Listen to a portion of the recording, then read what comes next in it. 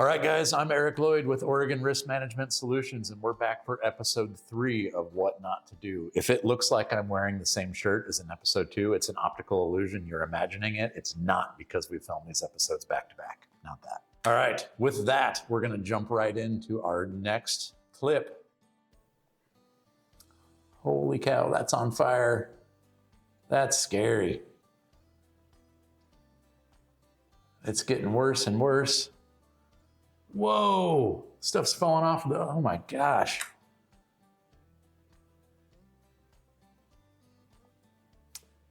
That's horrifying. Whoa. I don't know where this is, but things are getting serious in a hurry here. Wow, that's crazy. Well, I'll tell you what I think about this clip, which is that I'm really glad that the first 5 seconds of it is everybody running away. Sometimes when we get a fire in the workplace, we get a little bit silly and we might be tempted to say, hey, I'm gonna go grab that fire extinguisher and see what I can do, right? But here's what we always say about fire extinguishers is that extinguishers are for keeping small fires small. And if we've already got to the point where it's not a small fire anymore, it's a medium fire, it's a big fire, it's growing out of control, you ain't gonna put it out with something like this. We always kind of say that the general rule of thumb is that you get about 2 seconds of runtime per pound of payload in a fire extinguisher, which means that a fire extinguisher of this size might run for 10 to 12 seconds tops, okay? So those guys made the absolute right call, which was to say, this is out of control, this is not worth putting our lives in danger, and they turned around and ran. And it made all the difference in the world to get out of that when they did. So I'm glad to see that was the outcome. So a little backstory here. When we looked at that video, we found that it has 11 million views online. There's some goals for us. Okay, we want the same. But one of the most common comments among those 11 million views was props to the guy who installed those cameras. He did a serious job putting those in to keep it running throughout that whole thing and giving us some footage we can learn from too. Pretty crazy. All right, let's jump into our second clip. That looks heavy. Something's gonna go wrong here. Oh no, pay attention. Oh, got him right in the toes. Oof. Oh, I can feel that. What's he gonna do with the bar now though?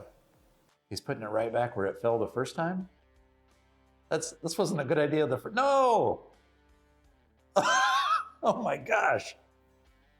At this point, that guy's probably feeling a little bit targeted here. I don't know. I hope he gets a discount on whatever he's waiting for there. Wow, that's crazy. Thoughts on this? You know, first off, anytime we go down to the tire shop or the mechanic or anything like that, you know, it's pretty frequent that you've got your lobby, and then you've got the door to where the work is happening at, and a big sign that says, hey, for your protection, no, you know, employees only or no guests allowed or whatever there. And for any of us that might have the public interacting with us at our workplaces, probably a lot to be said for generating some completely separate areas so there's no risk of anything we're working with getting one of our guests or our customers hurt in the process there. After we have an injury like that occur, let's think about rendering some first aid. Hopefully they've got somebody there on site that's trained and knows what to do. Maybe they've got some supplies available to them to help take care of that guest and get them patched up.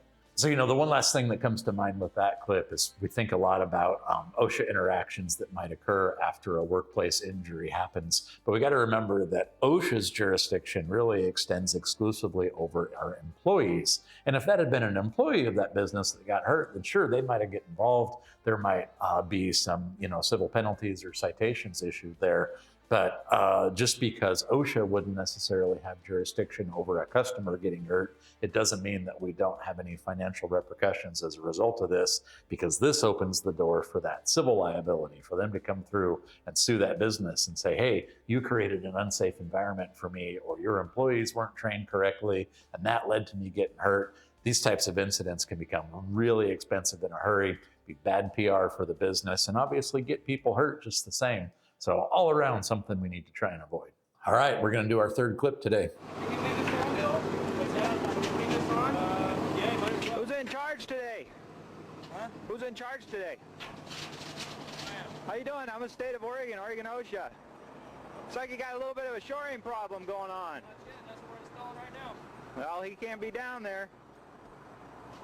Okay. How are you gonna get him out? Shoring or what? Jim, just unhook that thing. Sorry. Watch it. You guys see why he can't be down there? That's why he can't be down there. Wow, that one hits close to home. That's actually from Oregon here. That was an Oregon OSHA compliance officer filming that the whole time. That's pretty wild. Shoring. Anytime we're going to be going into trenches or pits or anything soft like that where it could potentially collapse on us, there's some very specific measurements about depth and width that triggers shoring requirements and protecting that from being able to collapse in on us. The nice thing with shoring is that it's very cut and dry what we have to do. There's a chart, there's a grid we can refer to. If we're going to be at this depth, if we're going to be at this width, we've got to have shoring. So it's easy to tell what we got to do. It's just really important we do it because we can see right there what happens if we don't. I also get to thinking about not just the hazards for the guy who's down in that pit, but all those guys up top. We talked in episode 2 a lot about fall protection requirements and the need to protect ourselves from falling when we're really dealing with not crazy deep heights or far heights. They say at the end there, they were at 21 feet, and we know that a fall from 21 feet is enough to cause very serious injuries, to cause fatalities. All those guys up top are at just as much risk of getting hurt if we were to have an issue occur. So we got to be thinking about their safety as well. Man, how's that timing to be doing that right when Oregon OSHA shows up? But in this case, I'd say, frankly, it was for the best to get him out of there before that was a lot worse than it could have been. All right, we got another clip. Let's do it. Picking up something heavy there, a big spool of wire or something like that. Why are you standing right next to that? Oh my gosh. Moving stuff like wire, cable, chain, steel bars, those things, those can be deceptively heavy. Who's been driving down I-5 or 84 and seen like a great big flatbed truck that's like this full, right? Because it doesn't have that much on it. And there's got all these straps and chains and whatever to secure it. It's because some of those things are truly so dense, so heavy that not that much can max out the weight capacity of a semi-truck or a trailer like that.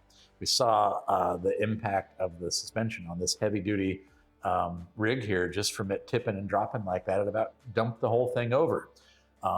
So obviously we need to respect the weight involved in these bulkier items like cable, chain, steel, those things that can really be deceptive. And then absolutely, I mean, why on earth is that guy standing there on the deck next to it?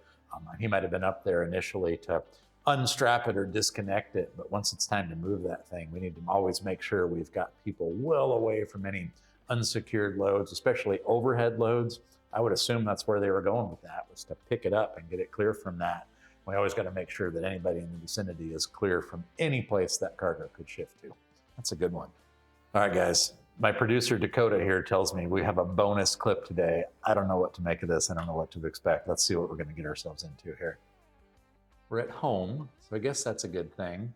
We're wearing shorts and flip-flops. I don't feel good about that. Oh, we're like throwing a match in a bee's nest or something, aren't we? Oh, I wonder how many gallons of gasoline he poured down there first.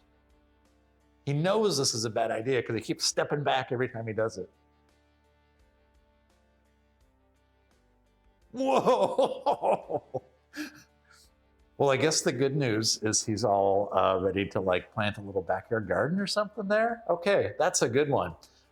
First and foremost, I wholeheartedly support the eradication of yellow jackets by almost any means necessary, but that might have been taking it a little bit to the extreme there. Some of our viewers are inevitably going to call me out because this last summer I posted on Facebook asking how to eliminate underground yellow jacket nests, and I had a bunch of people propose to me, hey, pour a bunch of gasoline down in there, pour a bunch of diesel, fill it full of propane, whatever. I want to go on record as saying that I went a much safer route, and I just stuck a road flare down there and buried it, and it seemed to work pretty good. But wow, that really was taking it to the extreme. Definitely let's be careful with gasoline and flames, whether we're in the workplace or at home. OSHA doesn't get involved when we're at home, but we get just as hurt or just as dead. So let's take caution in our free time as well. And guys, after watching this a second time, look at his dogs. If your dogs know that you're doing something dumb, you should probably listen to them. All right, guys, that's episode 3 of What Not to Do. We hope you're enjoying these. We hope you'll keep watching. We hope you'll like if you haven't already, share it with your friends, subscribe if you haven't already. Keep us in mind if you have any needs for first aid supplies, fire extinguishers, anything safety related. Check out our website, OregonRMS.com, and we'll see you back soon for episode 4.